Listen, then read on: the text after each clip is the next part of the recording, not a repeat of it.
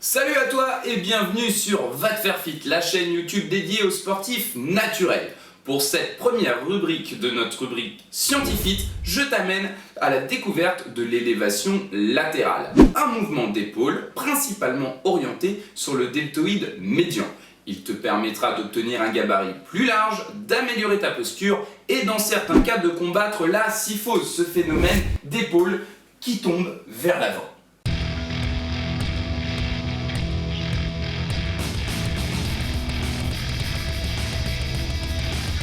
Tout d'abord, il faut que tu saches que l'articulation de l'épaule est l'articulation la plus mobile du corps.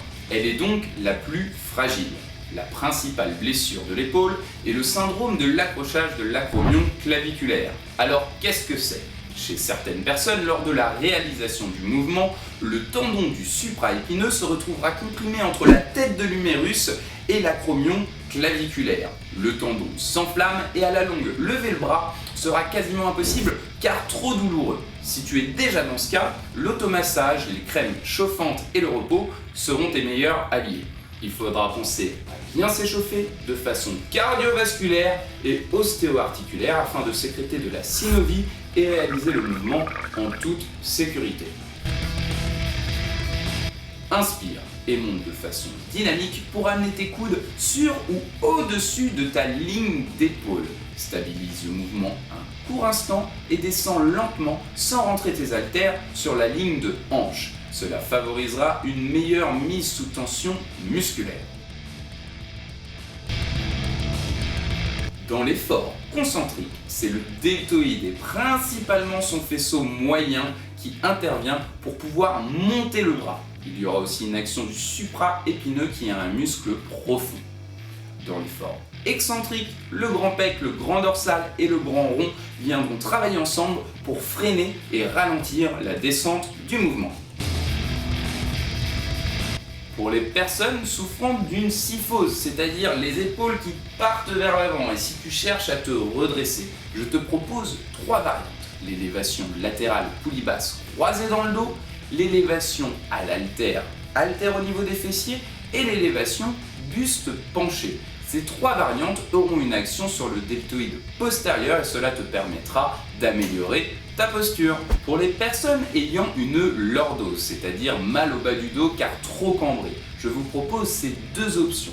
La machine assistée ainsi que l'élévation latérale sur un banc.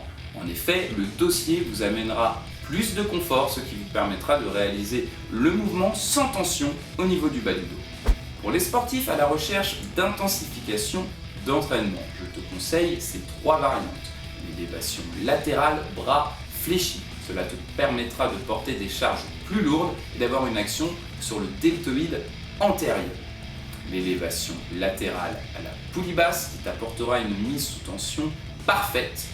Et l'élévation latérale double poulie qui t'apportera une fixation d'omoplate et qui aura aussi une action sur le deltoïde postérieur.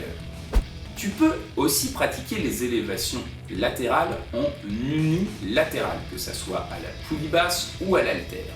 Pourquoi ? Cela te permettra de prolonger ton mouvement au-delà de 90 degrés, jusqu'à 150 degrés. Cela activera les muscles de la sonnette interne, comme le trapèze moyen et le trapèze supérieur. Les deltoïdes sont principalement composés de fibres lentes et intermédiaires, ce qui les rend sensibles aux séries longues, 15 à 25 répétitions. Je te conseille donc d'adopter des charges légères pour une parfaite maîtrise du mouvement et une super mise sous tension musculaire.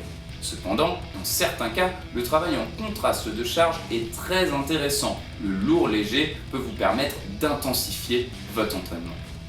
Cette vidéo est maintenant terminée. J'espère t'avoir appris plein de choses sur l'élévation latérale. Durant ta séance, pense à bien t'hydrater, prends ta serviette, range tes poids et haltères et surtout, va te faire fit.